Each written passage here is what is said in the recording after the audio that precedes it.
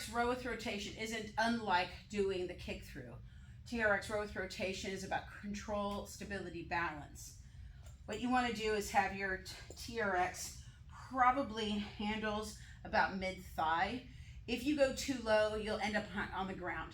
If you have a vertical pole that you're working against instead of an upright, don't worry about it.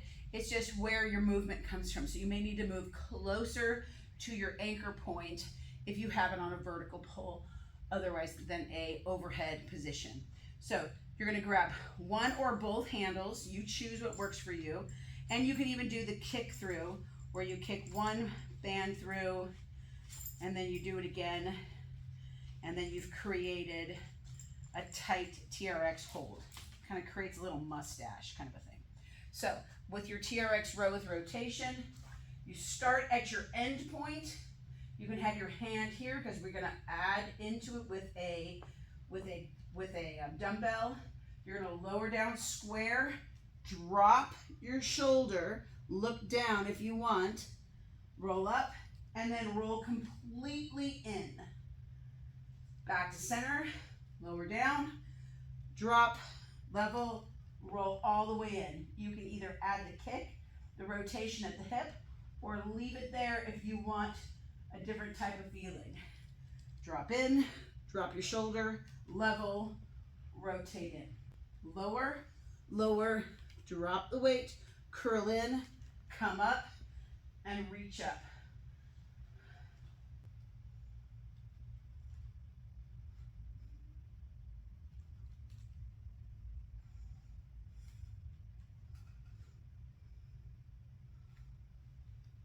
So we've got the step up with the power stick. You just coined that phrase. I don't know if it's called a power stick or not, but it sounds really cool. So you're going to have the band on the outside, or so same adjusted hand, that's the leg you're going to step up with. If you step up with the other leg, it's not a problem. Again, just attach it around a vertical pole or something you've got to anchor it to, and then you're going to have to set up your distance. The distance should already be in somewhat of tension. You shouldn't start with no tension and then try to find tension. You won't end up with any. The modification on this is no stick or no box. So you could do a step lunge with no box, or a step up with no stick. You choose. You can add load to the no stick if that's what you'd like, but that's your options there.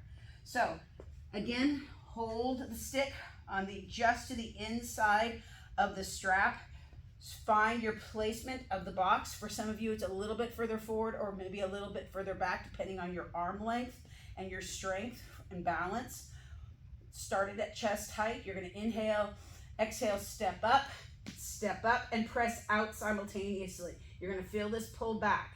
Step back, step back. You could leave your foot up if you want, but it does work your anti-rotation a little bit more.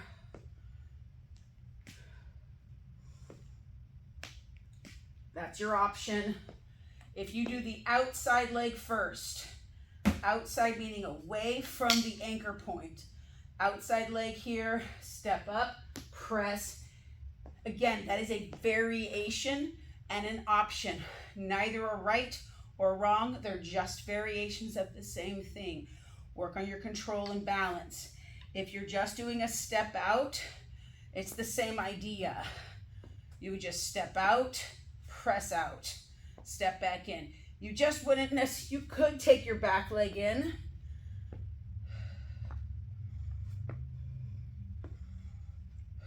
That's it. So options give you a variability of movement as well as a variability of tensional pressure, just in different positions. The box is a great option. If you don't have the box to your disposal, because you already have boxes in other locations, do it without the box. So the step back lunge can be done just as a step back lunge. Remember, lunges are, or this is actually a step back single leg squat, but a step back lunge is usually a traveling or an alternate movement.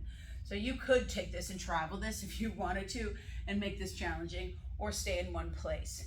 The other option is you don't actually lunge. If that's bothering your knees in any way, you can go all the way through, pick it up, squat in and go through. So you can do a figure eight squat in this as well, and or you can hold the figure eight. Now that's going to create more instability in your lower back, not designed to hurt your lower back, but your lower back will get sore and tired because it's having to stabilize your pelvis using your glutes. And we tend to use our belly then instead of our glutes to try to stabilize us. So as you go through, you have to kind of come in and out of it or rotate so you get the glutes working as well.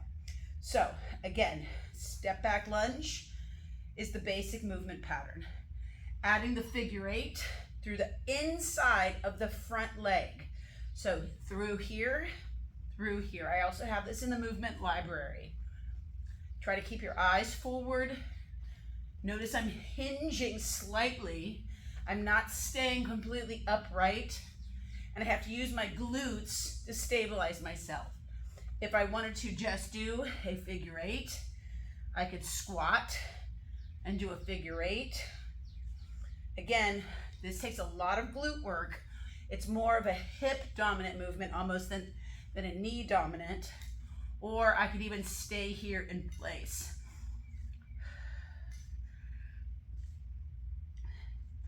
So those are your variations of the step back lunge figure eight. Choose what works best for you and or challenge yourself with different variations of it and in different rounds.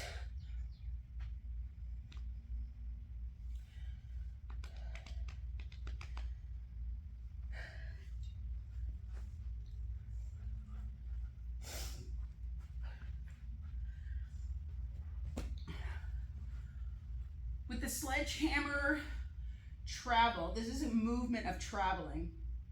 You want to start the movement in the direction that you're going to travel, not the direction that you're leaving, so that you can always go back to that when you start the travel. So you're going to take this ball, palms under the ball, pick it up in a circle, throw it down, catch it, pick it back, and then step hop, down, down,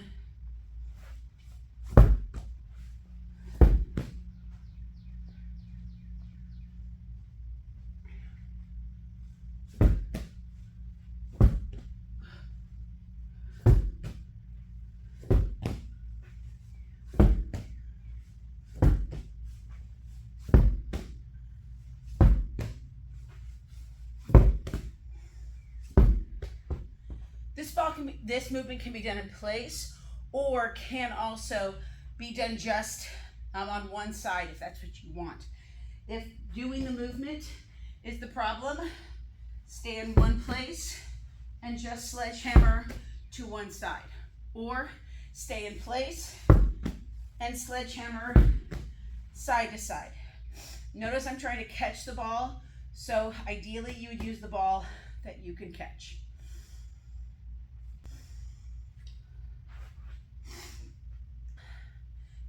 The kick through is a ground-based movement. It really is core, rotational, stability. A lot of movement patterns are going on here, and control, of course. So you do want to start on the ground in a hands and knees position. Hands on the ground, pull your shoulders back. Remember, speed hides need, and it also can kind of get you out of position very quickly. So pull your shoulders into place, lift your knees off the ground, and then you're going to drop the hip from the direction that you're moving away from or into, and kick the other leg out. Roll in, kick out. Drop, roll in, kick out. Variation, you can take your hand up. Modification, you just roll underneath. To simplify the movement a little bit more, or a deeper modification, be in all fours, bring your knee to your opposite elbow, or kick through.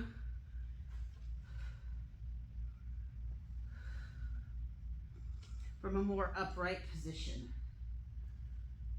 You're gonna really feel this around your rib cage, your shoulder, your back. Maintain a neutral spine. Try not to be hunched around it as you're doing it.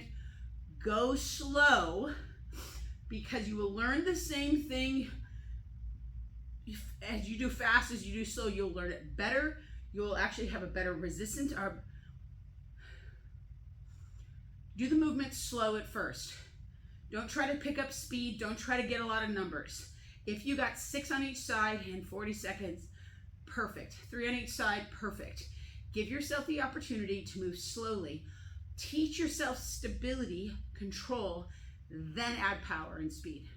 And so then when you can get power and speed, you can really take the movement to another dimension. But until then, you will just be fighting the control of it.